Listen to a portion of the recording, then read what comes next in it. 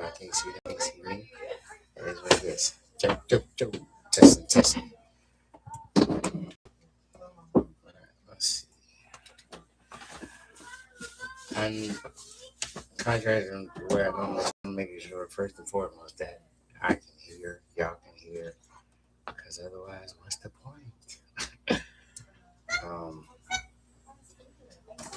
it's been a long. I was literally been patiently waiting. That is a badge of honor, as far as I'm concerned. And I need my phone. That's really not. I got a heckler in the background. But where's it at? My phone. Can you look in your phone real quick? And then we gonna get rocking and rolling. And if y'all not joining,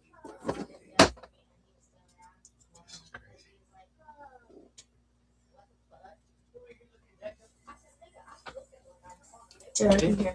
you can hear. Yeah. That's it. Yeah, I can hear. That part. Okay. All right, so we rocking and rolling. Turn the volume down. All right, so we are. Let's do it. We are officially starting. Yeah, I'm a little delirious. All right, for real, we're here. And we're talking about the Narc and the Mirror. Which one are you?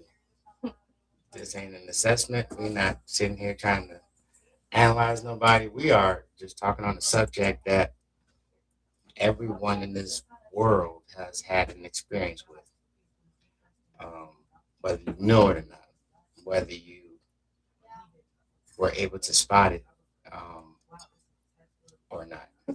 I, Sometimes there's a difference between being a narcissist and having narcissistic tendencies as well. And you know what? Covert narcissism. I agree with that 100% because we all got some narcissistic tendencies. Every single fucking one. And the ones that literally try to act like they don't have some as well. So, but I'm Babu, if you didn't know. This is Welcome to Babu Speaks. This is one of my besties, Mrs. Sage. I call her the goddess. If you saw the trailer, you see she's the goddess. Coco the queen, she's in the background somewhere. She has her little one with her. So, like, at the end of the day, we're going to make it happen one way or another. Are you with us, Coco? Coco, I said, is you with us, Coco? Yeah. Coco, Yes. are you with us? No, I can barely hear you. You can't hear me yelling and screaming? Yeah, All right, that's what I'm. There we go. All right, bet. Can I text what to you? Can I text what to you? What do you want me to text to you? Girl, if you don't walk by the door, all right, you know what? She's in the green room doing her thing. So we're going to do communication by text. So. Gotta do what you want to do. All right, so at the end of the day, narcissism. I did it in season 1. This is season 4, halfway through, a little bit more than halfway through. And my goal for each season was, and each season has 17 episodes. My goal for each season is to progressively make the next season pop more than the previous season. Feel me? And I think season 4 has been definitely interesting, especially with the sound issue. You know, I don't know. This equipment does what it wants to do sometimes, and this is my baby, so I'm learning how to figure it out and tweak it out because I did one episode and I'm thinking I'm good, and we had 40 minutes of nothing. I mean, we actually had me and my other besties, I got a lot of besties, but me and her had a great talk. Y'all just didn't know what the fuck we were saying. It is what it is sometimes. You feel me? Like it happens. Isn't that kind of like that when you be talking to somebody or somebody's trying to talk to you and you be like tuning the fuck out and they've been in talk for 10, 15 minutes and you just stand there being polite and it's like, okay. And then when they're done, like, hey, well, I'll talk to you later. And you don't know nothing they said. Uh, 2 seconds.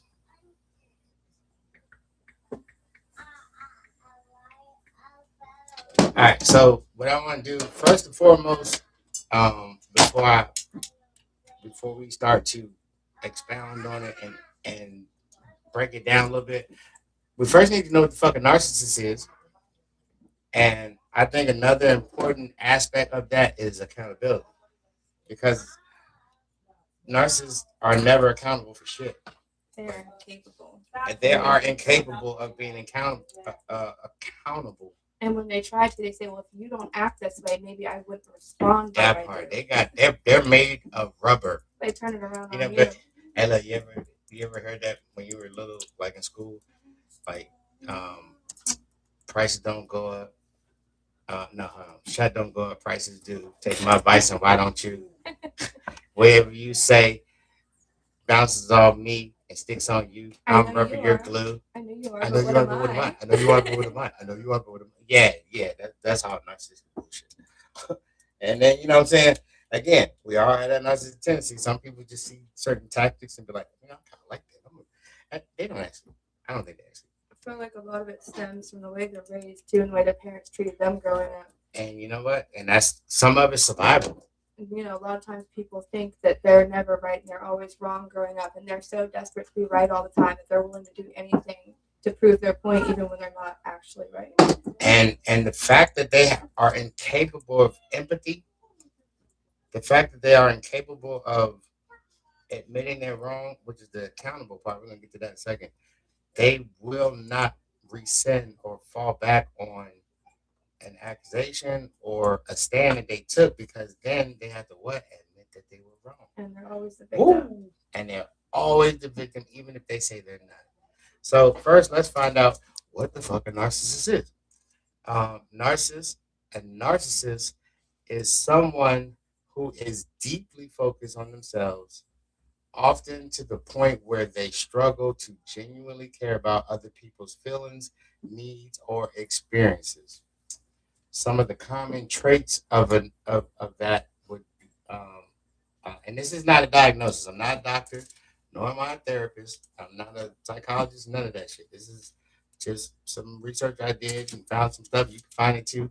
At the end of the day, I don't have an MBA or none of that shit. But I mean, I've had some run-ins, and that shit will fucking kill you if you don't know what the fuck you're doing, or if you don't know how to be resilient and bounce out of that, and then separate yourself from that, um, because it is debilitating, mentally, emotionally, and even physically. Because if your mental goes down, your emotions go down. So does your physicality, because it's just the way the body works. Some of the common traits need constant at excuse me. They need constant um, shit, I can't read my own writing. Constant validation. Constant validation and shit, I can't read this. Oh, admiration. Admiration on that.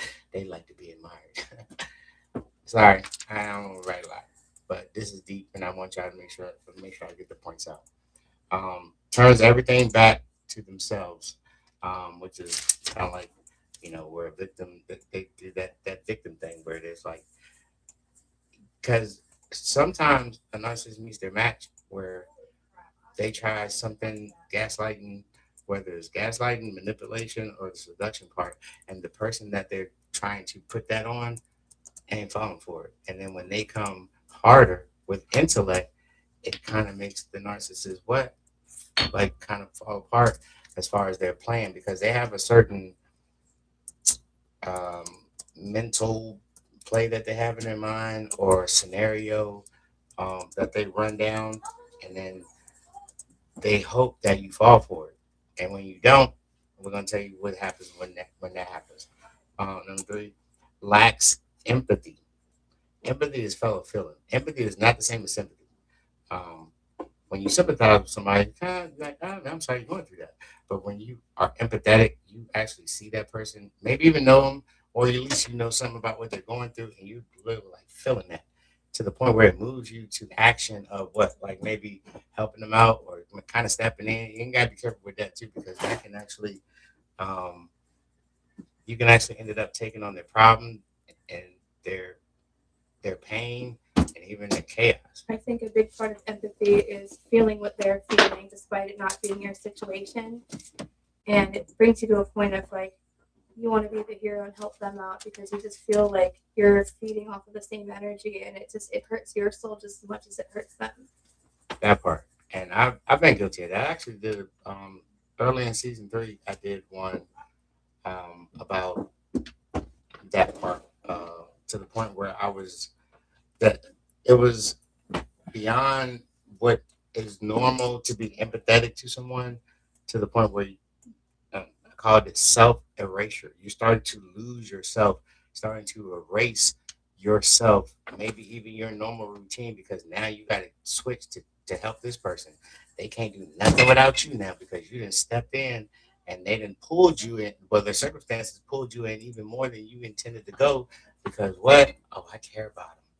I care about it. And I've said this in many episodes and throughout the seasons. You can lead a horse, an able-bodied, capable horse, healthy ass, big ass, strong ass horse to a well, but they won't fucking drink the water. So years ago, I actually added to that adage. Why the fuck won't he drink that water? Why do you think? Because he doesn't want to be told to do it. He wants to do it on his own accord. Nope.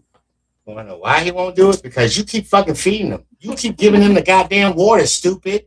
How many people have you known that need help and you see them helping, you love them, that's your friend, blah, blah, blah, and you, boom, you're coming out your wallet, you're coming out your car, you're literally giving them everything that they won't fucking work for. That's And a if good you point. keep giving it to them, then why would I gotta Yeah, do? they Why I get gotta comfortable. use my strength and my efforts if you keep fucking doing it? They get too comfortable. They're like, wow, It's I some do it lazy myself or motherfuckers in someone this else will do world. it for me. It's some lazy motherfuckers in this world. Period. It is what it is. You feel me? And and until you can fall back from that, you're gonna keep taking on that shit as if it's yours. And then you're gonna start stressing. You're gonna start being the anxiety, and you're gonna start hating that motherfucker. And then you're gonna fall out of the friendship because why you ain't got the fucking goddamn backbone or the balls. And I've been in that situation, and recently been in that situation, and I'm just such a giver, such a nice guy. Because I don't even say kind no more. Because kind, I'm gonna tell you about yourself and be like, hey, look, now you need to fucking goddamn see that wall that you're running at and slow the fuck down. Nice public opinion. Hey, look, there's a wall right there, buddy. But I run into it with you. Fuck that shit. I ain't being nice no more. I think there's a difference between being kind and like a nice person and being selfless too. That part. That part. Sacrifice and kindness are two It's different a things. blurry ass line. I've been working that line since birth. And I'm getting better at it though. I'm falling the fuck back. All right, so moving on, we got avoids responsibility and blames others. Ooh, woo! That shit getting deep, y'all. How many people y'all know that like at your job and they like they show up every day, they show up on time, but then when it comes to certain tasks, they might go in the bathroom more often. They might, play. If let me tell you something. Some people say people that are narcissistic or dumb or this or that. Nah, them motherfuckers smart as shit. Mm-hmm. They're very intelligent. They're just not intelligent enough to know that you're never going to have a successful life by sitting and just sucking the souls out of everybody. They're playing a game that no one else knows they're a part of. And they're doing something that is the work of evil, as far as I'm concerned. I don't even use the word low down no more or dirty. You're either evil, poisonous, or you're trying, or you're good, or whatever. But at the end of the day, if someone does something to the extent that they ruin a person's ability to even want to wake up in the morning, put on clothes, put on makeup, or any of that shit, or even live. There's people who. All right, so let me back up so you can understand why I said that. Narcissists typically have a strategic plan, and their plan is to one give you the best you've ever had of whatever it is. If it's a relationship, if it's romantic, you feel me? They're gonna come at you with all the best of everything, and they're gonna pay attention to everything you fucking say. You feel me? And they're gonna observe you, and they're gonna get to the point where they're giving you everything you thought you ever needed and wanted, but not with the intention to keep doing it or keep it up. And You then feel they me? slowly take it away from you bit by bit until And you don't even see it. until like you don't realize that you're getting the bare minimum at best or less. That might Because really like you because I literally had to have it like this. She's like, oh, so graceful. This is the guys. And and once they start to get you to question yourself, that's a psychological warfare that you don't even know you're being entered into. Can you imagine being drafted in the army and like don't even know, like you don't get to say goodbye to your family and friends? Hey, I'm going in the army. I'm gonna try my luck. No, you just go to bed one day and then wake up and then boom, you're in a motherfucking country that you ain't signed up to be in, and you got fatigues on next to your bed, and it's like, all right, let's go. And you be like, go where? Like, shut the fuck up. Like, I mean, they literally just on your ass out of nowhere. Now they start spazzing on you. And I'm gonna tell you this, from what I know, what I've seen, you got 90 days. 30 to 90 days before they really pull back 180 fully. And when they pull back, you are already entangled into that situation to a degree. And it depends on what you know about them, what you can ascertain, and how much they've already got your nose in the air. Um, it was what, a year and a half ago. I didn't know it until I knew it, and it was probably 2 months in. And then by the third month, it was literally chaos. So let me, because she mentioned love bombing. You want to give them a little bit yeah, rundown of what actually, love I, bombing I means? have a very personal experience for that. So I'm not going to mention any names. We'll call him Bradley. We'll call him safe because we ain't saying your name, bitch. Well, I don't know any Bradleys. We're just giving him a fake name. I don't know any Bradleys either. We'll call him Bradley. When I first met him, he was telling about how he was sober and he was living his best life, free of everything, and he was so happy going to all these meetings, and he just wanted to have a good, peaceful, meaningful life. And he seemed like he had a great head on his shoulders. I was captivated by him.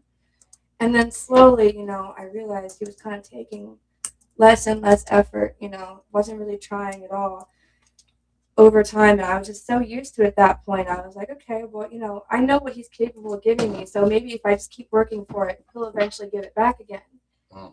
But he was love bombing me. He gave me everything I wanted in the beginning until he just didn't have to try anymore. He knew I wasn't going anywhere because I was already wrapped around his finger. I was in his back pocket.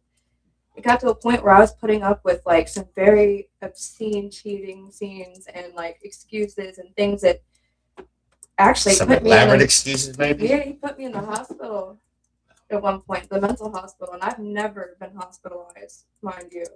But he made me think I was crazy, and it went from feeling that hospital. Ooh. Yeah, maybe from being loved and like being treated like a queen to like you're crazy and I'm not. They'll just go make you feel like you're on top of the world until you're at the rock bottom and it's all your fault. That part. Exactly what she said.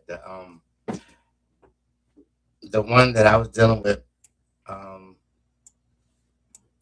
it wasn't even like I pursued her like, oh, I'm coming at you out of relation. She was very attractive, and eventually, like her vibe was just, the vibe was amazing, energetic, all that, and then eventually, I I took it there, and she allowed it. I'm gonna say this too before I even go deep with that.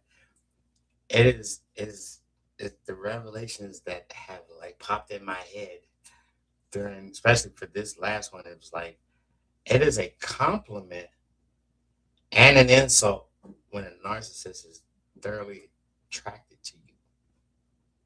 They only go after the best.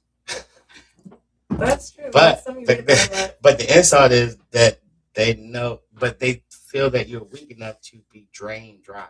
And if you can't picture that, picture this, because we've all seen like maybe about Charlotte's Web. You grew up with the story, or just a spider in general. A spider is a very, very, very savvy predator. They have a web that is a 100% covered alarm system. So like they're every single strand or link on their web gives a signal to one central location, to where the spider sits in the center of the web. And because of the vibration, because they don't really have like signs and cell phones and all other shit and whatever, but they literally have vibration and they feel the vibrations. So the bugs that go into the web, and the web that is strong enough to hold whatever particular bugs it is. It could be a fly, it could be a cicada, it could be a bumblebee or whatever, right? Each one ain't the same size, each one is different. And each one gives off a different vibration. Mm-hmm. They give off a different vibe, a different feeling to the central predator in the center of that web. And in that central web, he already knows, oh, that's a small. But he's gonna make sure he go over there and secure it. Oh, we got a fool over here out in the outfield. Boom, boom, boom, wrap him up, bite, poison. I'll be back. And then he's gonna go back to where? To the central point where he's comfortable, where he's safe, where he can literally, without going all over his area, knowing what is being done. Sometimes it's the wind, sometimes it's nothing. And then you might get a big bug, dragonfly, bumblebee, cicada, or anything like that. And then when he feels that vibration, he's foaming at the mouth while he's running over there to secure this one. This one may give a fight because they feel like too big to be in this. And then look, they're going to keep flapping, they're going to keep fighting. And then once he gets it fully controlled, he's going to wrap him up. And you know what? That's his dinner for however long it takes for him to drain the blood out of it. That's kind of how a narcissist works. I think another great example is like a bad farmer with a field of flowers. So you have this big, beautiful field of flowers, and there's so many of them. You appreciate it, but you start plucking one by one because you want each piece for yourself, because each flower makes your home more beautiful. But by the time your flower field is completely gone, you blame the field for being empty instead of yourself for picking all the flowers. And the key word is I'm so sorry that I didn't put this on vibrate, y'all. I just came up with that one out of my ass too. But hey, and G-rated. Anyway, at the end of the day, the key word she said was pluck. He didn't carefully, lovingly get that flower out with the roots up that he can pot it and it can continue to grow. He just what? He plucked them from himself. And the second you pluck it, the second they start to deteriorate and die. He didn't keep the roots, he just snapped them right off. Snap. And I'm gonna tell you something. The flowers, I would imagine they were pretty. So those flowers may have lasted X amount of time, right? They were good for his image. They made his house pretty. Eventually they die and there's nothing left. And then they throw you out. There's some bright-eyed, bushy-tailed people in this world that are such hopeful romantics, hopeful fanatics for friendships, hopeful fanatics for bros, brothers, sisterhoods, whatever. And they're just the hopefulest motherfuckers in the world. I'm one of them. I'm learning. Fuck hope. At the end of the day, I'm gonna start meeting people there. But they're going to start to. All right. First of all, narcissists don't think logically. Would you agree? Oh, absolutely. They have a scenario. They have a scheme in their mind. And man, I tell you, I've never been in a narcissist's head, nor do I want to be. But I've been battling one before, and I just recently battled one. And at the end of the day, when a logical person comes out of narcissism, man, why would you? And they start coming, it's like, man, you're just doing this, and why do you keep questioning me about something from a month ago, from 2 months ago? Like I literally went through that. Like it was when I'm gonna tell you something. For years, gaslighting. I've heard it. I've used it. Didn't know what the fuck I was talking about. A year and a half ago, literally saw gaslighting clear as day, 4K. Scariest thing I ever did because I actually clearly comprehended what the fuck it means. This motherfucker would literally, and because, all right, so there's these things: love bombing, like she said, manipulation, gaslighting, seduction. Those are the like, you playing a video game, you got Lifeline, you're on the game show, you got Lifeline, like, let me call a friend. When those things do no longer work or function for them, for their benefit, then it's chaos. That's when they start getting angry. That's when they start coming at you in a certain way. That's when you, who've never been in an emergency room, take a trip to the emergency room. That's when you start getting cussed out. That's when you literally wondering where he's at. And then when they start having you looking out in the fucking ocean in a lifeboat, you're in a life raft. You're not even in a boat, a big boat. You're in a life raft looking for them. And they're literally waiting for you to lose your mind in that life raft with no motor. You're sitting there paddling after these people. You're struggling. And then you're starting to lose yourself to try to find them in that little ass boat in that big ass ocean. I think the worst part is when you know that the person is doing these things to you, but the only thing that you want is their comfort, and they won't give it to you. And they won't give it to you. They're creating And that is something where I talk about a lot, where the woulda, shoulda, coulda lane, the lane of life on that highway of life. You have the fast lane, which is the woulda, shoulda, coulda. Why won't he act right? He can't. Why won't he do this? He doesn't want to.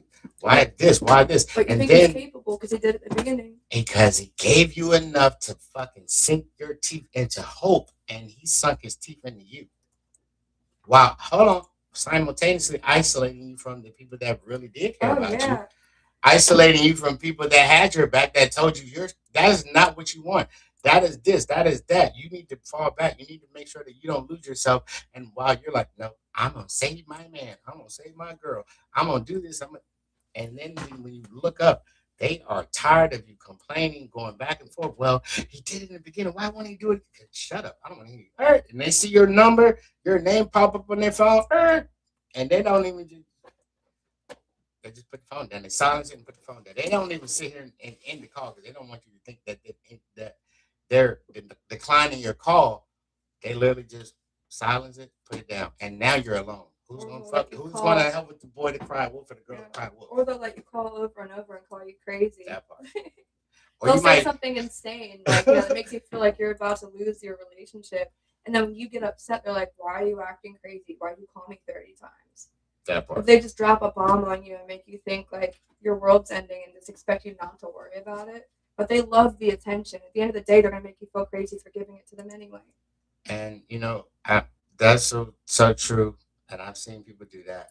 But some years ago I experienced outside in looking from the outside in of one of my best friends that was dealing and didn't know. She didn't know. She didn't know. She had no idea. She had no idea what she was dealing with. But I asked certain questions for a reason, and she gave me the answers. And once I realized you might be dealing with a narcissist, and as I picked that up, because at the end of the day, I don't play about that. I know about them, and then I started to share information that I knew, and lo and behold, it was exactly that. And I watched the most beautifulest queen, the most beautifulest isolated flower in the garden that literally just shined and bloomed start to wither and literally to fucking die And you know what the funny right part before my is eyes. about all that is you see this happening to your friends and you tell them you're in a relationship with a narcissist, you gotta get out before it gets worse. Meanwhile, you're in that situation yourself and you eat your own freaking words because That part. you give better advice because you're dealing with the same situation, but you don't even realize it because you see your friend in distress. Yeah, You should be taking your own advice. and you know what? I had up until that point, I hadn't really had a real relationship, or had to me. I had one. It didn't work out. She wasn't a narcissist, nor was I. But this one, this queen, my best friend, no romantic shit. This is just I just gave a fuck because she literally was everybody in the place where we work loved her to death. Everybody that come across her respected her. Everybody knew like don't play about this one. And I just highly respected it. And I promise you that when as her family started to wane and fall apart and fall back, I didn't. I stayed right there and watched her wither in my arms, withering, as decaying in my arms, begging, literally not coming hard. Because at the end of the day, sometimes when people are going through something, you can't be hard on them. You can't just be like, look, you need to type the fuck up. At the end of the day, yeah, did she make a mistake? Yeah, but she didn't know. So she went blindly into the situation, and then to realize that she was dealing with, and they have many levels or branches of narcissism. She was dealing with a covert narcissist. If you don't know what that is, go look it up. Because at the end of the day, you're gonna need to know. Because yeah, you could be one, you could be what, you could be with one. Who knows? At the end of the day, literally refuse to leave her side, virtually, essentially speaking.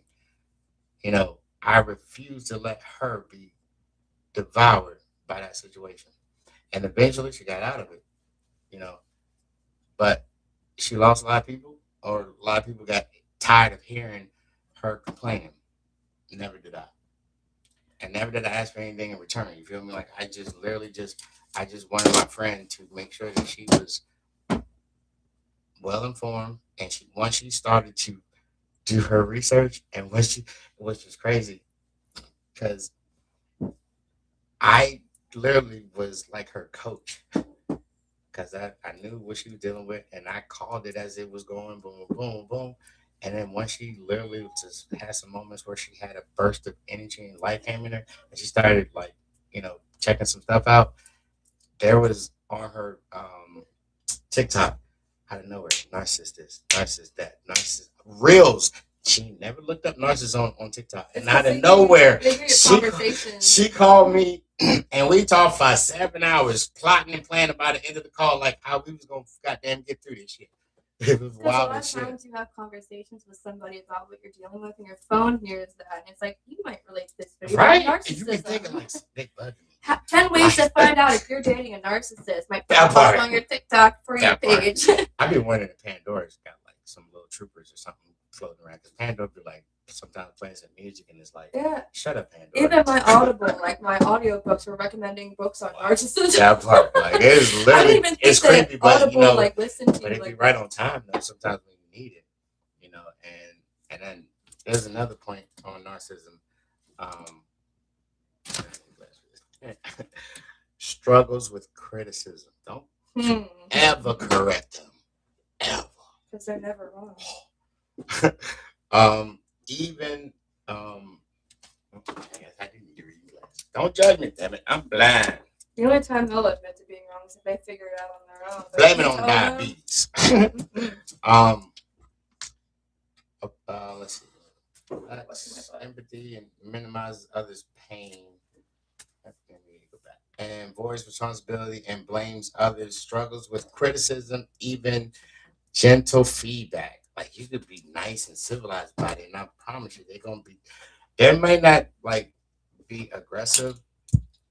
Like if you're not coming in necessarily as aggressive, they may just be like subtle, but they're gonna be like defensive. Well, I was just, I can't be. Or maybe I wouldn't have acted that way if you didn't act that way first. That My part. reaction That is is a reflection of your actions. That's classic. I would be calm if you didn't act out first. But what they don't realize is that your reactions are genuinely a reflection of what they're doing, but they don't want it to be that way. They're the victim. Always. Never And do. even if they're not like, I'm not acting like the victim, but I don't feel like I should keep going through. You're And another victimizing yourself. They sometimes will apologize when they Mm. realize they're losing you. They'll hug you and kiss you and give you makeup That's- sex. and those- And then they'll act better again for like a week, maybe a month if you're lucky. But then they slowly start taking it away again because they want you back where you started, making you think it's gonna be okay, and then it's not again. Imagine this: you're watching a movie, right? You're watching a boxing movie, and in this movie, there's the the the one that they found. You don't know where they found this motherfucker from. Might have got it from outer space. He's literally like a monster, and you're in this ring, and you're like, I can survive as long as I don't die. I'm not gonna die. I'm gonna come in here and I'm just gonna survive like the 2 rounds they told me to surround, right? And then you get in there and you're 1.5 minutes into this fight, and then this man, this monster, this beast who has he don't even see you as a competitor. He sees you as dinner.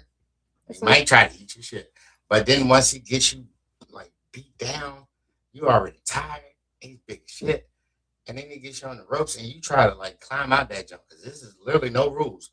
And you're trying to climb out and he literally grabs your shorts and yanks you back in the ring. And he's strong as shit. So when he yanks you, he throws you across the ring. And then you're like, kind of snap out of it before he walks over there because he's celebrating to the motherfuckers in the crowd. And then by the time you crawl and you get to the ropes again and he snatches you off the ropes. That's what a narcissist does. Once they see you start wising up, oh, they slapping the shit out you. They trying to beat you down.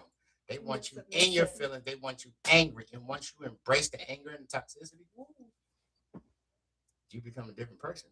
And some people don't know how to come back from that. And they really don't care about the love bombing. I don't think they care about none of that. They want the chaos. I think some of the worst parts about dealing with those things in real life is coming back from it because you assume that every person after that is going to be just the way they were. So you flinch more and you react more adversely to small situations because you think they're going to yell at you or blame you. PTSD, trauma. And then they're like, why are you so defensive? Why are you always defending and snapping and just trying to fight back so quick and defend yourself? Because that's all you've ever known was defending yourself and protecting your mental space. So even when someone's not actually out to get you, you're actually pushing them away and you don't even realize it. And no one talks about that. That's true. Because that's what I'm going through right now too. I feel like I don't even realize that I'm pushing people away because I'm so used to defending myself when it's not even necessary. And at the end of the day, I agree with that. And for some reason, I'm the fool that literally is. You would think I'm resilient. You would think I'm like just maybe my brain don't work or my brain don't be braining, but it does. And at the end of the day, um, I I understand that.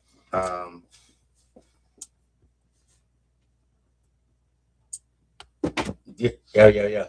Testing. Yeah. It's your phone, not ours. But I hope you get it fixed because you got me scared. It's like no sound. So at the end of the day, what she's saying is very true. I am an enigma. I am eccentric. And if you don't know what eccentric means, all right, so like if you were going in a straight line and you say this is the only way to get to this point within the amount of time that you have to get to this point, me being eccentric in my mentality and the way that my brain works, I am going in a half moon curve, whatever fuck you want to call it. I'm gonna get there before you. That is the way I think. um, I do not give anyone trauma from a previous relationship.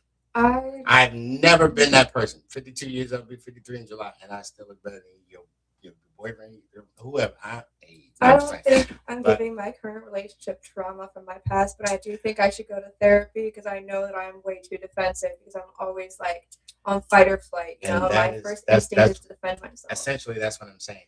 Yeah.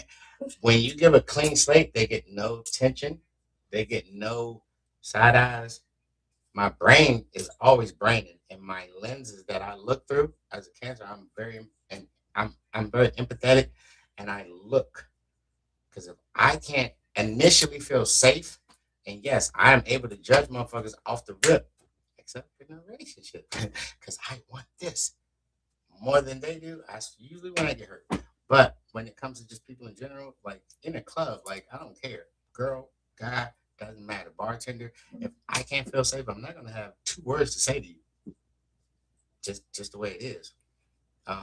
This particular person that I was dating the other year, I broke it off because I realized I was dealing with narcissists, and I let that go. I think I was letting it. I was trying to let it go, but because they hadn't,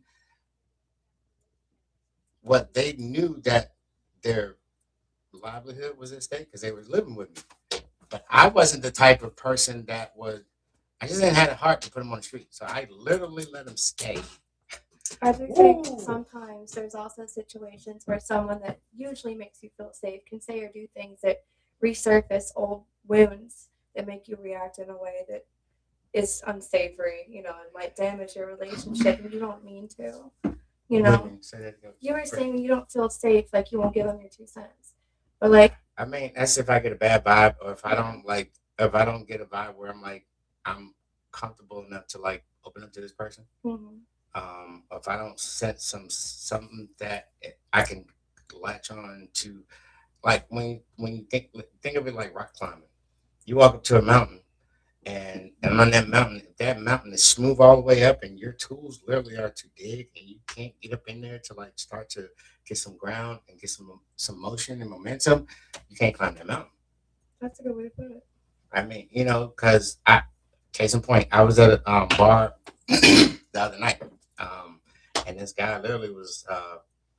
He said something, I said something, and the next thing you know, a few minutes later, I kind of like went from on the other side of the fire pit to standing right beside him, and we was laughing, joking like we were best friends, been best friends for years.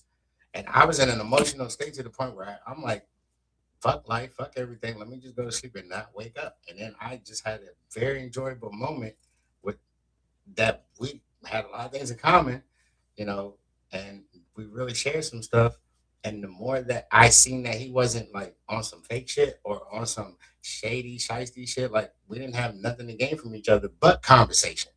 And I am an open book. I'm transparent. If I'm comfortable, man, I'm telling you this, boom, boom, boom, boom, boom. I'm not going too deep, this and that, but I'm literally like, oh, it's kind of like dealing with this type of scenario and this type of circumstance. And then like back up to what we was talking about as far as like on the cutoff point, like when I was dealing with the last situation, and it would be moments where, and again, I'm human. I'm a fucking man. I have a body. I have needs. You feel me? I didn't put it on the street, but nor did I try to use that to my advantage or be like, oh, I got some man house. Put no, it wasn't like that. Because I knew what I was dealing with, and I knew that if I entangle with this narcissist, that's gonna be a problem. Because no female that I ever bring in the house is ever gonna be safe. So I literally, I have, and it was hard at the beginning, and there were moments where it was like, can I call anything? And it's like, no. But then like, all right, come on, because I did care about it. I love it. Um, and then the ways that they do gaslighting, manipulating, seduction, XYZ.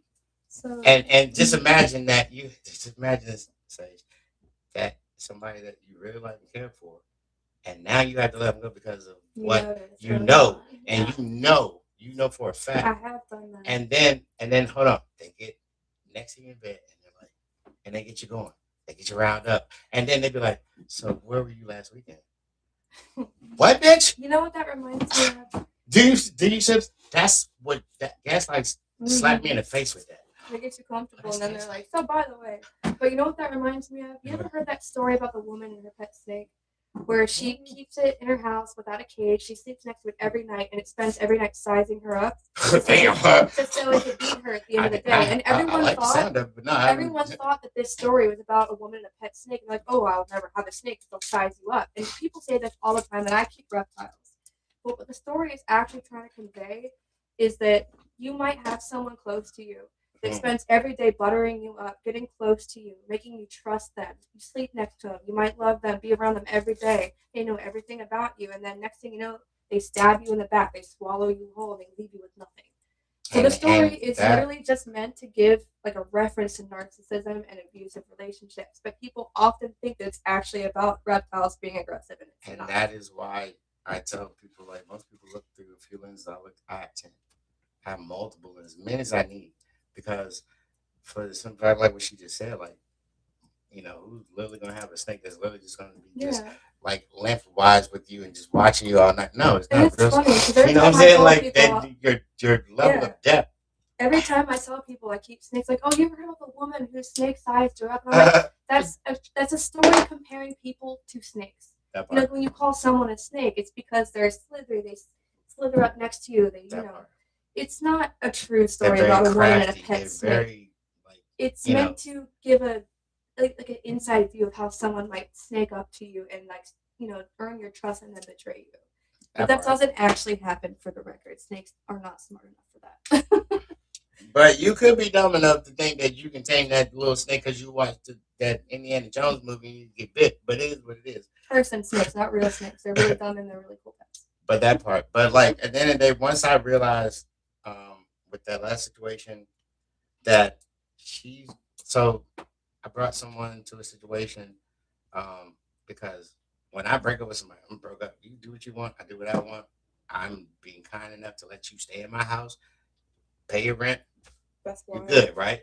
You're But then too when nice. I brought a friend, not even a romantic friend, but a friend that wanted to go to a place that I pretty much have VIP status to, and then they want to act jealous because remember, they do not have the ability to be empathetic. They do not have the ability to.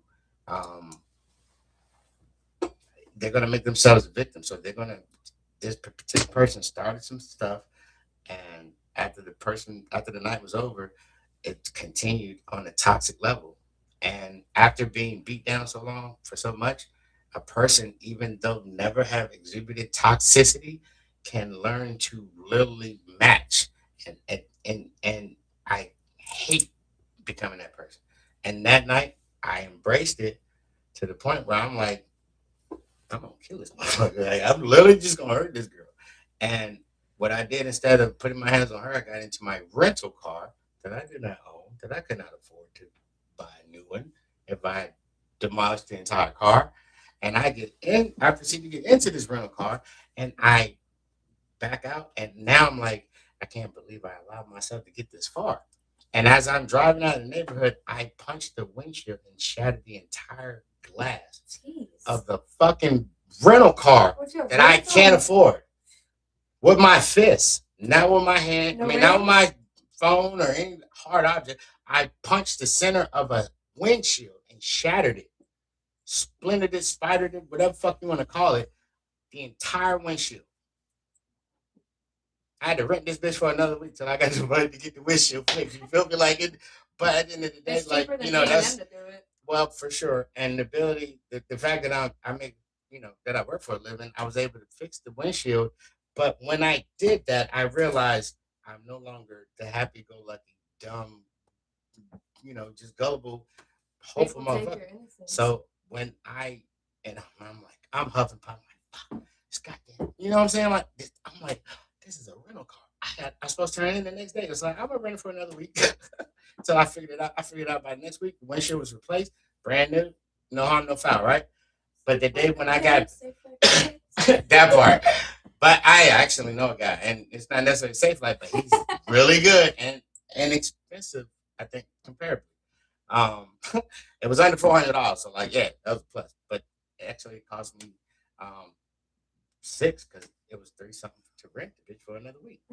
When I got back to the house, I walked to this narcissistic person, and I literally with the Ice Cube. If you ever watch Are We There Yet? Ice Cube's a bad motherfucker. Like he showed him like you look. I looked her dead in the face. I said, "Leave me the fuck alone. Back the fuck up off me. Do not fuck with me. Do not." And she didn't no more. I can see that. And I say I won, but she was in the house for another goddamn year. The fuck. But at the end of the day, she paid rent. So I mean, and no more of that bullshit. She brings somebody in, great. Hey, bro, I hope you marry this bitch. Get the fuck out my house. So like at the end of the day, I say that I won, but I really didn't.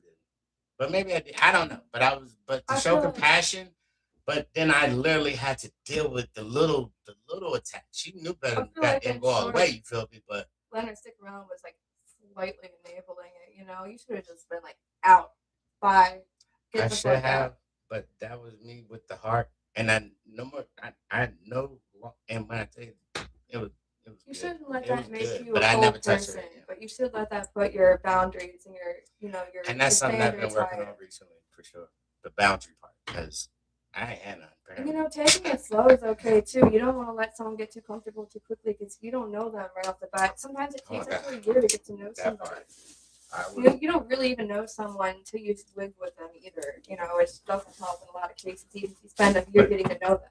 There was a lot of good things about her, but just knowing that at the core, that's why I never literally dabbled back into it. You feel me? Like I never slept with her again ever after that. Like ever.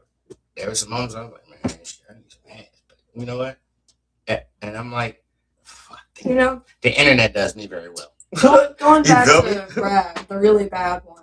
That one. I will say he was definitely the best I ever had. However, no matter how many times I thought about it, even when I was super lonely, I almost messaged him a couple times like, no, we cannot let this man back into my life because I know what's going to happen. I'm going to be like, well, maybe just a couple more times. What if we start seeing each other again? Next thing you know, I'm stuck. again. That part. And I cannot let that happen. So I had to just be like, you know what? I got toys at home. It's okay. And you know what you did? You used brain over brawn, or brain over whatever feeling. And it's not that you don't feel anything. It's not that it wouldn't be great sex. It's none of that. It's like what comes from drinking poison that you can't taste. It's like being in the car with your mom and you're at McDonald's and she's like, we have burgers at home. And the burgers at home might not be as good, but it's safer than the ones at McDonald's. That part, because that food ain't food. What? Like, it's not food. But I don't want to go. Not me comparing my ex to McDonald's. Oh, my God. Yeah, I want some fuck with the chow. You don't know what fuck with the chow is? Oh my god, that's like my little 5-star restaurant. I fuck with those. But that is a Brazilian steak. It's say less. See, ain't great minds think alike. But the at the core, a narcissist often projects their fragile, their ego, and they are very controlling with manipulative tactics. That's a good example. The narrative, and avoiding vulnerability, because if they could just imagine, I'm gonna do like one of those commercials. Hello, Sage. Hello. How you doing? I'm alive. I heard one of your friends like call you Sage, and I was like, man, now that's one less thing I have to do is ask you your name. But I'm just literally joking. But like, you're so gorgeous. Like, I'm like an empty person, and I literally want to suck soul out your body, not sexually, but I just literally want to drain your brain till it like shrinks and poops in your head.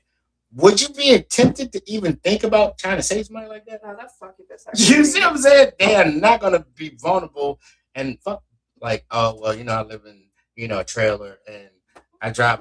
That's vulnerability nice that literally people will overlook. But for a person to literally tell you that I cannot empathize with you, nor can I literally take your feelings seriously, except just to take your feelings because I have none. That part. They're not going to be, and that's going to be one of my upcoming shows: transparency versus truth. Do you know the difference? Ooh, that's the title. Boom! It just came out of nowhere. But like seriously, like, yeah, no, the vulnerability part is retarded, because if you're not vulnerable, if you hide who you truly are to gain motion on someone, then you are also most likely not going to have accountability. You're gonna try to be perfect so that you don't have to be, so that you don't ever have to look imperfect. And if you stand on that, most I've seen it, and there's some other mental situations going on that also stand on it. When shown all the receipts, all the proof, they still stand on it, because what they have to acknowledge that I was wrong for one, and that I hurt someone, and I didn't make amends for it. They don't make amends for the most part, unless it's going to gain them something. Yeah, like when they feel like they're losing you, and they just want to bring you back to stage one and then start all over again. And that is literally empty. It's fake. It's really they only want their own benefits. So when it comes to accountability meaning for it means owning your shit. Didn't say shit, but owning your actions, words, and choices, especially when you mess up, especially when it is an egregious error against someone else. Being accountable actually saves friendships. But if you don't take accountability, then how can you gain forgiveness? That kind of reminds me of my first boyfriend. This is my first experience with love and relationships, and he was a narcissist. And it took me a long time to realize that he would do some very messed up things, and it would take me years to explain everything that he did. But, in the times that he cheated on me, his friends would be like, hey, man, maybe you shouldn't treat her like that. I think she's a good girl. And he'd be like, are you serious? She's cheating on me the whole time, like, making me look crazy, even though I was loyal, because he was my first, I didn't want to hurt him. I loved him. He was all I cared about, because I thought we would be together forever. I gave him my very special center. That part. And his friends would Tootsie tell him, Roll. and I he mean, would, licks. yeah, he would tell them that I was the one that was cheating too, and that's why he was doing it too, because it didn't matter. And then all his friends were like, "Oh yeah, it doesn't matter what he does to her because she's the bad one," And then they would That part. validate his actions, and he'd make everyone around him believe that I was bad too because it was validating his actions. Lets you know what kind of friends you have around you too. And at the end of the day, you know, I don't know, like the one that I was dealing with, um, there were people that would come to me. I have people that literally don't play about me, and they would be like, "Such such said this," and I wouldn't even check them. I would just let it just in one ear and out the other because one thing, at the end of the day, I'm I don't have no in between. It's zero is fucking a million, and when I go hard, like and that's why I haven't really done anything on a like an aggressive level. I don't put my hands on women. They don't want me. I don't want them. As simple as that. And that comes with having acceptance and accountability is like if you think I'm wrong, okay, I can be accountable even if I ain't did shit. Because one thing about it, my freedom, being there for my kids, working my job, having fun, being able to go to the bar, helping as many people as I do, you ain't about to mess that up because you delusional and want to be weird and make me look like I know I'm not. And that's I don't know if I should thank the bullies that I grew up with because bullies trained me and TV I helped too. agree. Because at the end of the day, somebody was joking on my pants or on my shoes or something, and I'm like, "Yep, you're right." You That's know, the end of the it. funny part about Fuck this my shit up. bullies and the people that enabled my ex's actions is they're all in my inbox and coming into the club to That see part, me. see what I'm saying? They Coming into narcissists the club too. to see me these days. They're like, "I'm sorry that I treated you like crap, but you're hot now, so will you forgive me?" Mm, Or they're like, "I'm sorry, I should have seen the way he treated you. You were right the whole time. He was wrong. By the way, I have a penis." right, and it actually it grows. It's a little Would you different with like a to see it woman's grow? No, perspective. we don't want to see it grow. I mean, like I deal with. I've always told y'all, 90% of my friends are dancers. At the end of the day, they deal with a lot of bullshit. They deal with a lot of weird motherfuckers. I would never be one. Hey, one thing I I will want to say never be about one. that, we have unconventional jobs, but we are still normal people, with And normal they're lives. artists, and they're really good people, and they really actually are human. And to give you some They're transparency not on that, product. I No might take my cattle. clothes off for money, but I sit at home, play video games, cook, and read books. I don't even go outside. I almost didn't come in today because I didn't want to leave my house. That part. But she I'm a normal came, and I'm person. glad she came, and I'm glad she's on the show because it literally is a show because you're here. They don't want to hear me. I seen the ones that down by myself, 20 views, 30 views. This jump about to go viral. The goddess is counting. The goddess is here. But at the end of the day, like, I'm going to say this, and because my mission with these shows, with these podcasts, is to have an impact through my experience and whoever comes on. And I'll tell you again, I don't never bring anybody on here half ass who's literally like they're gonna be somebody special in my life, somebody special in other people's lives in the world, really that they touch because they're gonna be intelligent, intellectual, they're gonna be on some sharp shit, they're gonna be on some fun shit. And this one's particular serious topic. If you are in a situation love you enough to back the fuck up and at least think and ponder do I want to spend the rest of my life being somebody's bitch or being somebody's next meal? Because, you can bet your bottom dollar that spider that sat in that web, if he would have thought twice, he wouldn't have went in the web. If he would have knew that was a web, he would have got the fuck out of it.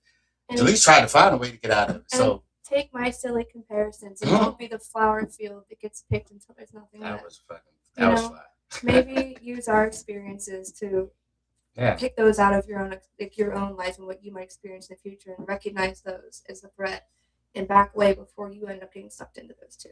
And look,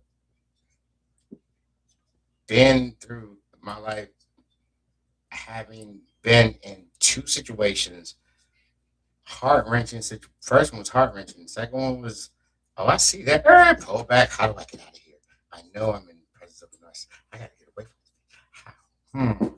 And I thought it out, did some things, but learning about it, like seriously learning what how dangerous they are, how poisonous they are, that helped me to help my best friend twice in her situation.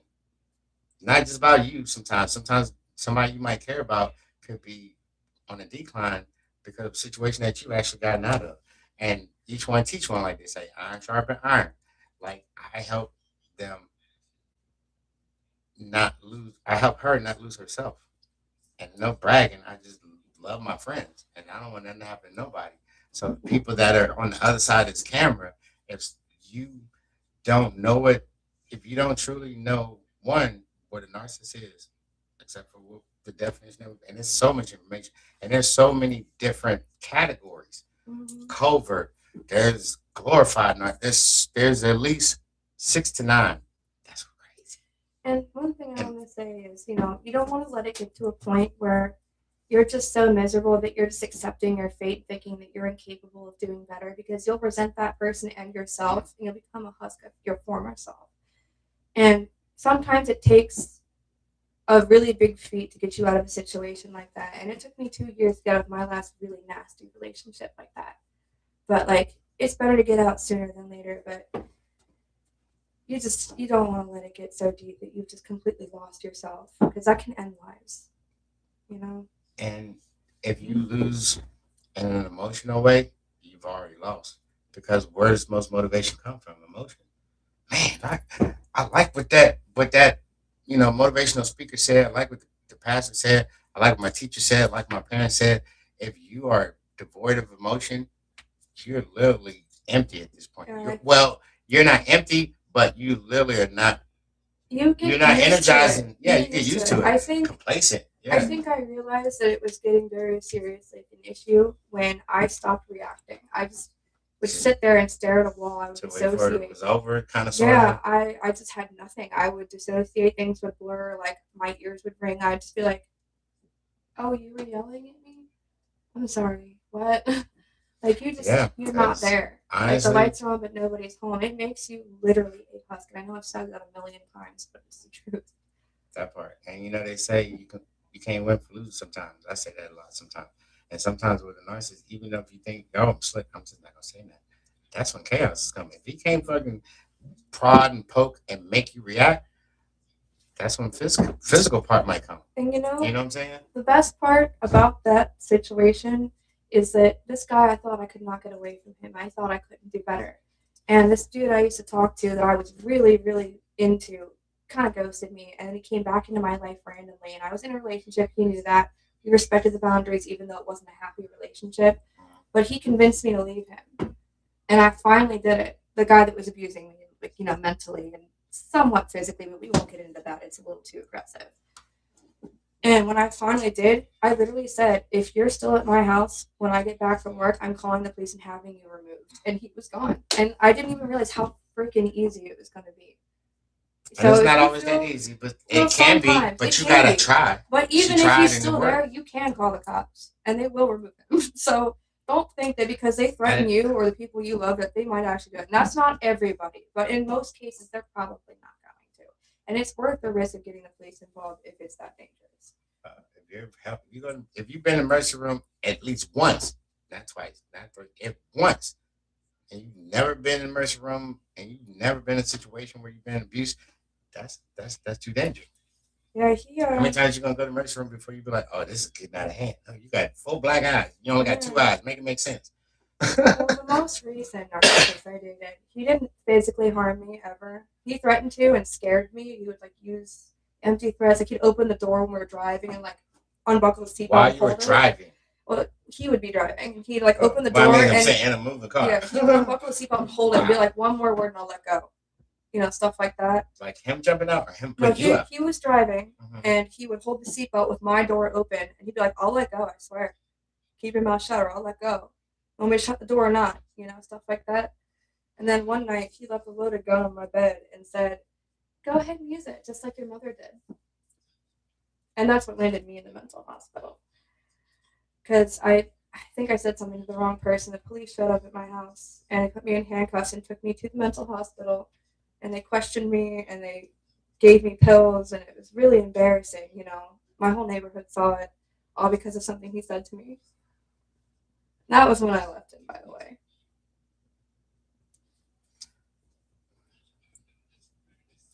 If you're sitting next to someone that's going through something and you're not virtually slapping them silly and pulling them out of it, then you're just as wrong. You're just as worse as the narcissist that they're having to cope with. Wake the fuck up, people. If you care about somebody, have their back. Do not get tired of helping someone that you care about. Especially because you never know what their breaking point is versus your own. You don't have a breaking point when your person, your friend, your whatever is going through something. You don't have a breaking point. You break for nothing. You have their back 100%, and you keep having their back, and you deal with their shit because not everybody's trained to go through this. And I ain't got no military training to deal with narcissists. I just like I see, I understand, and I fall the fuck back, and I run sometimes if I can. But I have people that I literally like. I was a mama's boy, so I'm partial to females, and I'm like, they don't deserve this. I don't give a fuck what they do for a living or nothing. Like, they don't deserve this shit. Some people wear a smile better than others, and you never know how bad they're hurting. So even the smallest amount of encouragement to get out of a bad situation could change someone's life or save it. And you can't be scared to be a friend. That's being kind. Nice. Oh, okay, girl. I'm gonna come sit with you. All right, bro. Let's let me just come. Just holler at me when you feel better. The fuck, nigga. You might never feel better. My cousin fucking killed himself a week after we were supposed to hang out. Literally killed himself almost a year after his mom killed herself. A week after we were supposed to hang out. What kind of guilt you think I got? What if I would have been able to help him? If I would have been able to be there. My mother killed herself too. She left a really nasty note, which of course she blamed me in it. Oh wow. So that was partial to my boyfriend leaving a gun on my bed. So the only person that helped me was my friend, my best friend, who I love very dearly, picked me up from the hospital at 4 a.m. 2 days later. My dad didn't even pick me up. My best friend did. And honestly, if it wasn't for him, who knows what would have happened. Sometimes your friends are your lifeline. Now you got me too. And my mom guilt tripped me for an hour and a half on her deathbed. Can you imagine being in the ring and somebody just punched the shit out you and then jumps out the ring? That's what the fuck she did. I never feel like how the fuck I'm gonna argue back with my mom and she's on her deathbed? I know she's sick as fuck. She was, almost 300 pounds, and then mom. But this last time in the hospital, she was skinnier than the goddamn bar stool. Oh no, my mom did eat a double white. She literally the weight was gone, but she wasn't too gone to sit here and fucking. Yeah, we paid argue her son down because why? Because I'm struggling out in a whole nother fucking state, like, and I can't come fucking be up on her ass. She ain't never come to me when I was motherfucking struggling with 5 kids, as I was trying to be a father, and I was broke a cycle. My kids ain't never had handcuffs on them. My kids are graduating high school. I didn't. Like that's my focus. They said, "Oh, your kids are supposed to be your focus. Good fathers ain't out here." Bullshit. I'm one of them. I have every single one of my kids calling and hollering at me. My son's downstairs right now, probably working on some music or some shit. Like, I literally did what I had to do, and my mom literally went to Paris. I keep bringing that up. Paris, 8-hour flight. Alabama, 2-hour flight. Paris, she don't know a goddamn soul. Alabama, she got 5 grandkids. Make fucking sense. And then even then, while she was guilt tripping me on her deathbed, I didn't argue back. I didn't say, well, and initially I was like, I'm sorry you feel that way. I was always respectful to my mom, even at that point. When I could be like, what the fuck? Like, damn, man. I never disrespected her. Kids nowadays, fuck, not even kids. Young adults literally talk shit to anybody. They crash the fuck out like that's going to help anything. I think as a teenager, I wasn't the greatest to my mom, but it was mostly in response to the way she would act, because she was heavily medicated from all of her surgeries, and it changed her. Even her and my dad would fight all the time because she just turned into a nasty, narcissistic, bitch. And, she made my life living hell. Like, I would try to sit down and watch a movie with her. She'd be like, remember that one time you borrowed $50 from me when you were 14? What happened to that? Why don't you ever pay me back? You know what? I can't rely on you for anything. You're such a bad kid. And I'm like, Mom, I'm just trying to talk about the weather and watch a movie with you. And, I started resenting her and pushing myself away and avoiding her. I moved into the basement, had my own entrance because I didn't want to talk to her. And so my dad did the same thing. My mom ended up cheating on my dad. She didn't want to be around him because he wouldn't touch her because he hated her too. And then she, offed herself. She left a nasty note about me and my dad, made it think it was all my fault. I had to swallow that. Yay. But, my mother was awful too. And she made sure that I knew it when she was gone so I could just simmer in that. It's crazy when I say TV raised me. How many movies you've seen when they're in the hospital and that one particular family member that they say they're waiting on, she died the next week after cussing me out for an hour and a half. Like, and then my aunt who killed herself last year was like, "Nah, nephew, you're gonna regret that It's for the like rest the of your life. Sopranos. You're gonna regret that for the rest of your life if you don't go and mend that." And my aunt who killed herself last year, I wish she was my mom. My cousin who killed himself 3 months ago, I wish he was my brother. Because we don't want to get on that subject. Watch any of these motherfuckers episodes. Fuck you, nigga. My brother, fuck you. He manipulated me out of $200 for the death certificate and then give me none of the money from the insurance. My cousin It ain't even about that, you feel me? Because at the end of the day, I don't give a fuck. That money, the $200 that allowed you to get the money that mom didn't want me to have, that you got, that $200, I worked for that. The $150 urn that I bought, beautiful gold, beautiful purple urn, I bought that $150, $350. Give me my money, and then we can talk about anything at that point. But at the end of the day, it's just crazy. When my grandpa died, my cousin, he moved in with my grandpa my grandmother. I'm sorry, my grandmother, because she died last.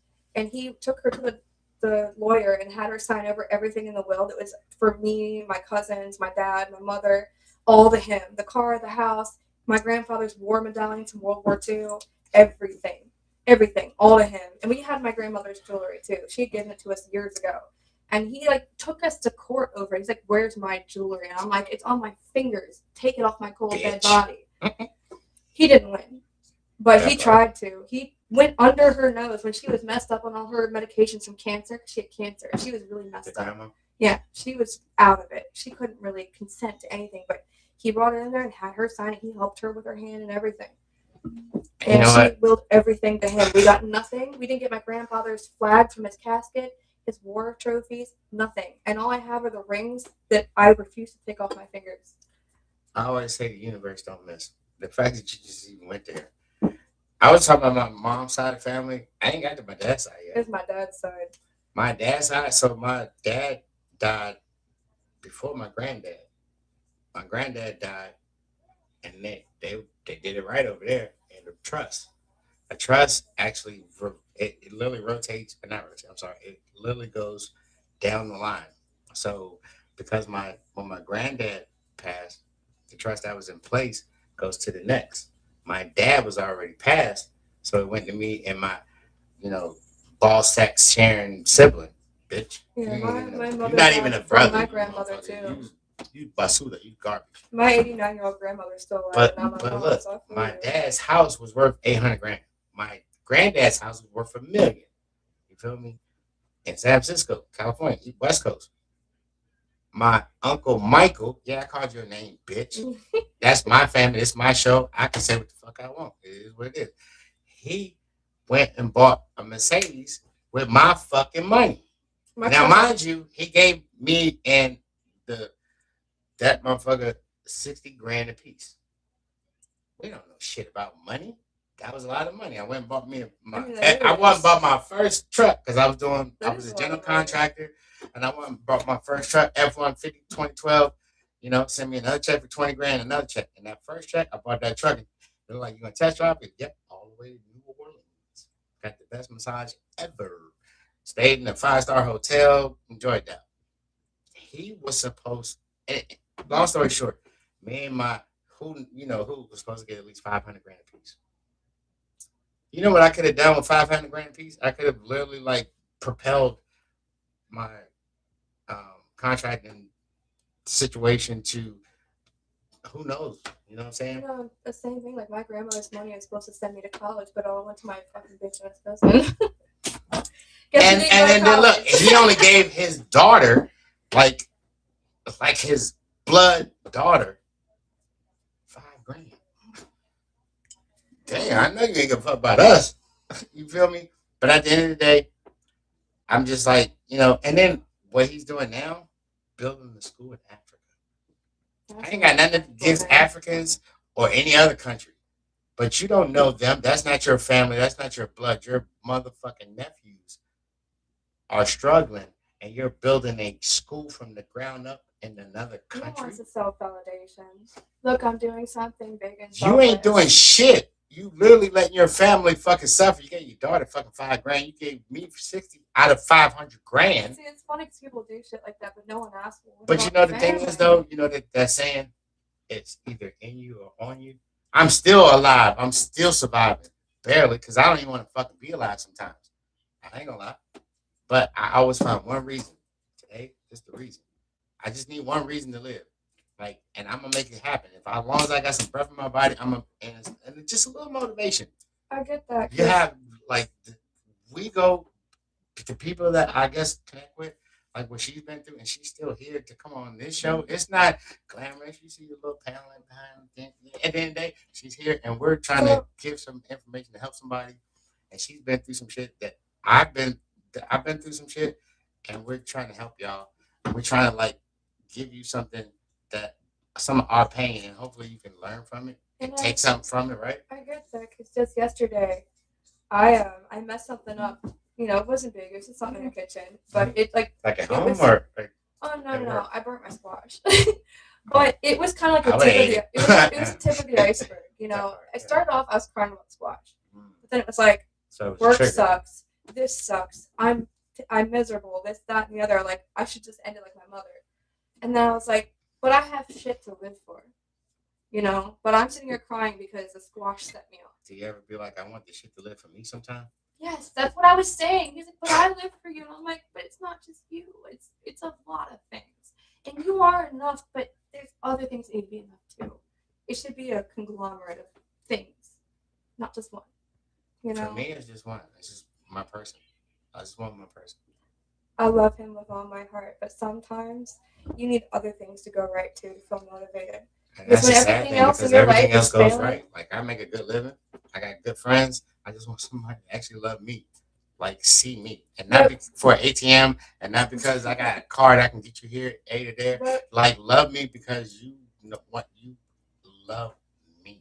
Before I sound miserable, I don't sound miserable. I just sound pissed. My partner is enough, but sometimes it's like when you only see the negatives in your life, it's like that one positive thing.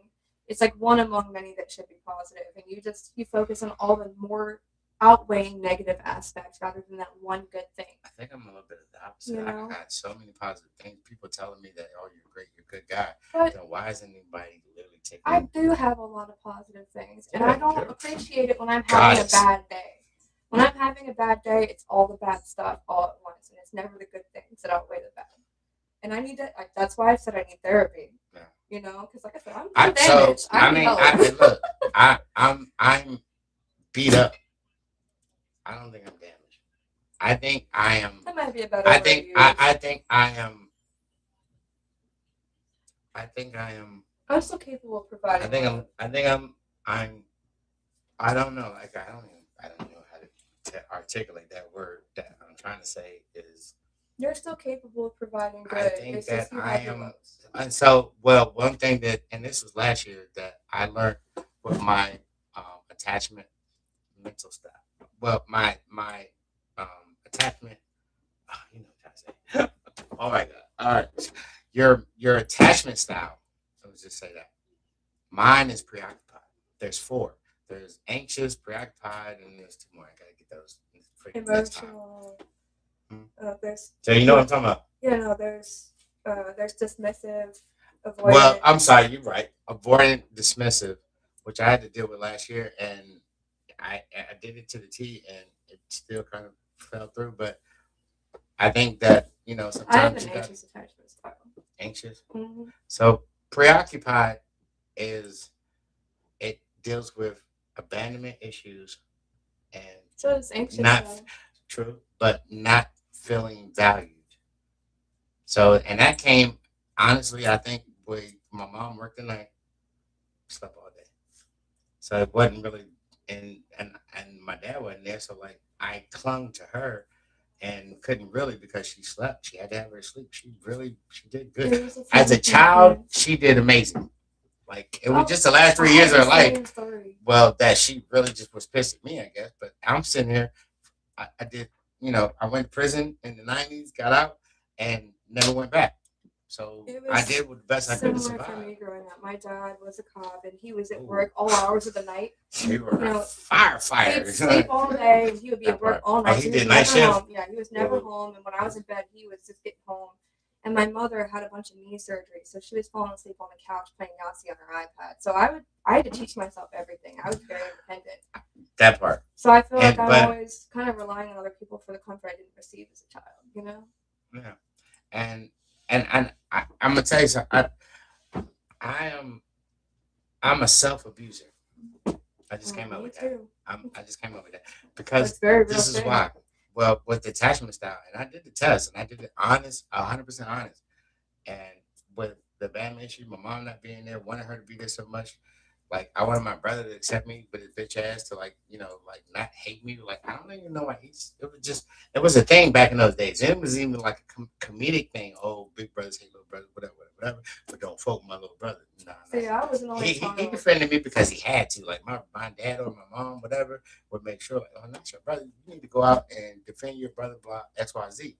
But now as an adult and being around gorgeous women and not seeing them as objects, not seeing them as sex objects, not seeing them as anything other than women.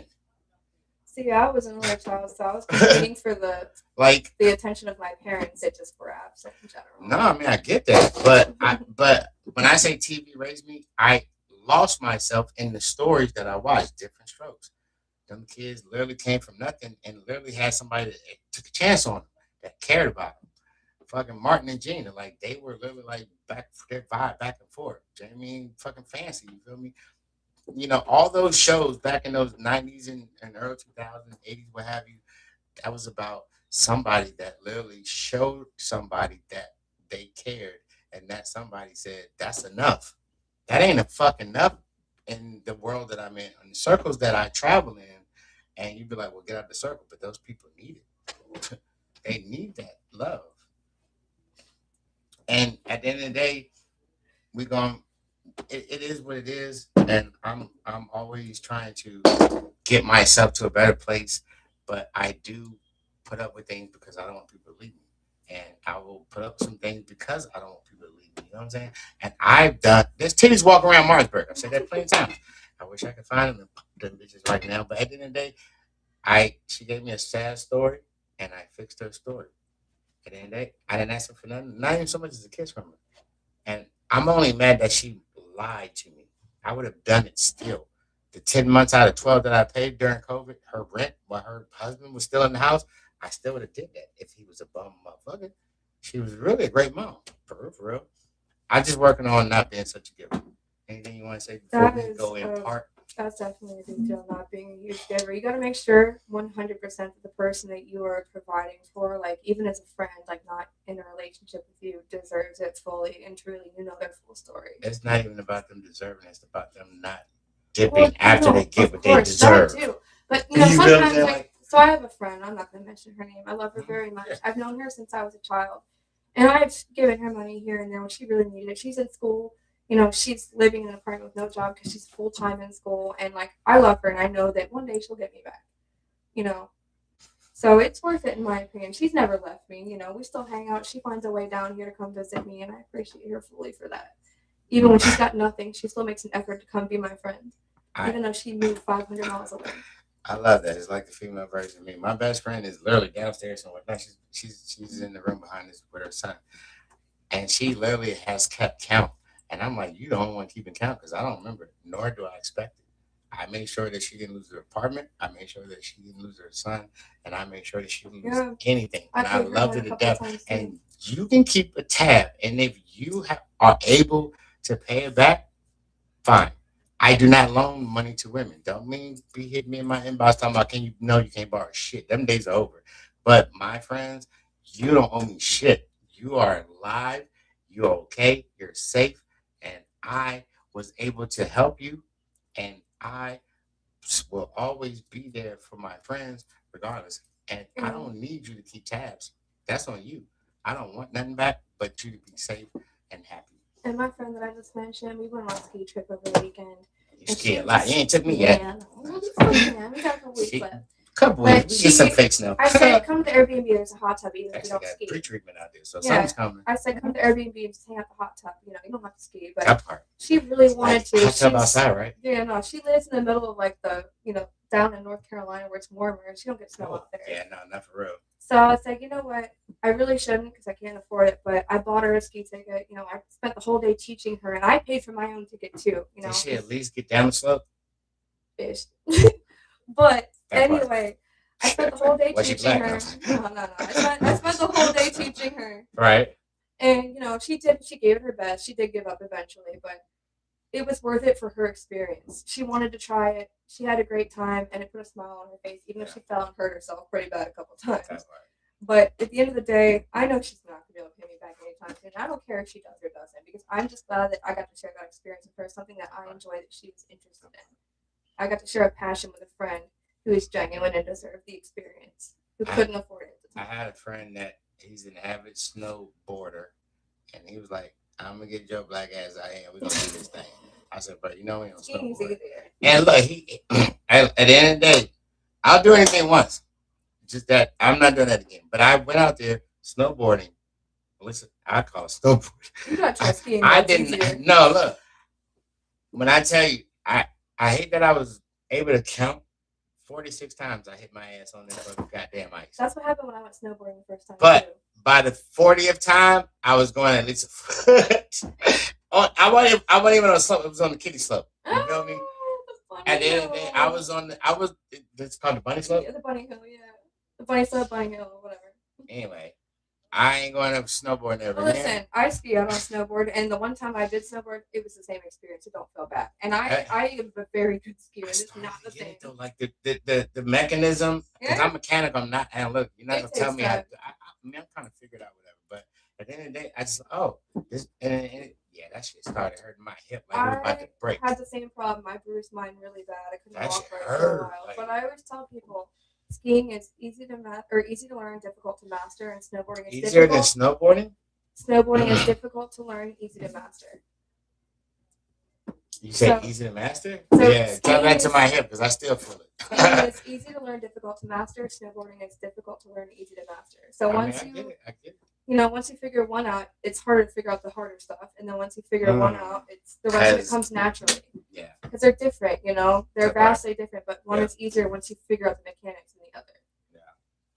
But at the end of the day, we're gonna leave you with a little bit of this, and at the end of the day, you can stay in the woulda, shoulda, coulda lane. Why did he play me like this? Why did she make me pay for everything if she knew she wasn't gonna stay? It doesn't matter. You're never gonna get that answer, especially if you're dealing with a narcissistic personality disorder person or an avoidant person that literally just don't know how to acknowledge your feelings or know how to process themselves. It does not matter. Recognize those red flags. When you, as a logical thinking person, see things that don't click and have no rhyme or reason, and there's no way that you can actually process why, you gotta get out of that. Because you're gonna literally deteriorate your thinking, your emotion, you're gonna be depressed, and then you're gonna lose the people around you who are not on that level of depression, perhaps, maybe, and then you're gonna lose support, and then you're gonna lose, and then you're gonna be stuck. Don't be stuck. Don't be stuck. It's easy to get out early than Yeah. when it's too late. And for us to sit here and say, get out, do this, yeah, it sounds easy. Easier said than done. Sorry, but you gotta figure the fuck out. If you got a shelter somewhere, go to the fucking shelter. But if you don't are have no saving yourself kids, the trouble. If you don't have no kids with this person, bounce. What's Because at the end of the time day, down? and you can research it and you can look it up, you either that person's gonna want to get help, which is hard, and because there is no cure for it, or there's no contact, which means you have to fall back all the way back and leave. You can get over And- someone with no like physical, like real attachment to with children and stuff. I mean, Then you even if can you with- have an attachment, you have to detach. Literally, But how many? you can get over that mentally. But if you Yeah, have some kind of eventually. physical attachment, like a child and stuff, you've gone too deep. You just can't get away. It's Imagine, much more trouble. You don't want to let imagine- it get to that point. Is what I'm imagine a saying. movie. You got that sailor that fell off, and it's cold, and he's got that arm that's literally got the frostbite. What are you gonna do? You got to cut that shit off. And if you're in that situation, you'll figure a way to gnaw that bitch off and cut that off. You can get a robotic arm. They work just as well. I mean, if you survive, but you won't survive with that because it's eventually going to just literally travel through your body. But at the end of the day, love yourself. Know that you are worth standing on business. Stand on your business because the only other thing you're going to stand on is your tombstone. And there are resources to help you out of it if you need it. And there are resources. And if you have the right friends or if you ask the right people the right question, you can get the help you need. Babu, we out.